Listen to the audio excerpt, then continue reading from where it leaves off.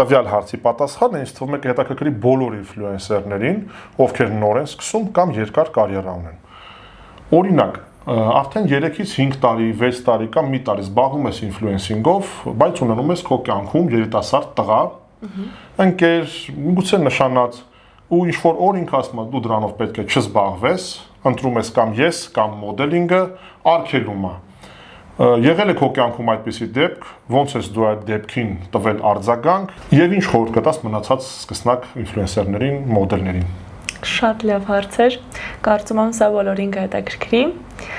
Իրականում կարիերան չպետք է խանգարի անձնական կյանքին եւ անձնական կյանքն էլ չպետք է խոչընդոտ հանդիսանա կարիերայի համար։ Իրենք պետք է ամեն իր ուրույն տեղը զբաղեցնեն կյանքում, քանի որ առանց մեկի դու կիսատ ես լինելու։ Պետք չէ լրիվ անձնվիրաբար նվիրել անձնական կյանքին եւ մոռանալ կարիերայի մասին, որտեղ դա քո պատմությունն է, դա է կերտել քո խառնվածքը եւ հենց միգուցե դրա համար է տվյալ մարդը քեզ սիրել։ Դու մարդուն ճանաչել ես այնպեսին, ինչպեսին որ նա կա եւ փորձում ես նրան փոխել։ Այսինքն դու չես սիրում այդ մարդուն, դու ուզում ես սիրել քո կերտած կերպարը։ Ես այդպես եմ այդ հարցին նայում։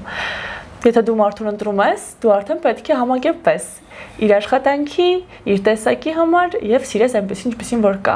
Փոխել քո սիրած մարդուն դա իրականում մեծ սխալ է։ Ստացվում է այնպես, որ ձեր կյանքում հանդիպում է մարդ, ով ձեզ հավանում է այնպեսին, ինչպեսին կաք։ Այդպես որ մի փոխվեք։ Իհարկե, միանշանակ հարկավոր չէ փոխվել ոչ մեկի համար, կարող եք փոխվել ինքներդ ձեզ համար։ Այսինքն յուրաքանչյուր տարի դուք պետք է լինեք ձեր նախորդ տարվա լավագույն տարբերակը։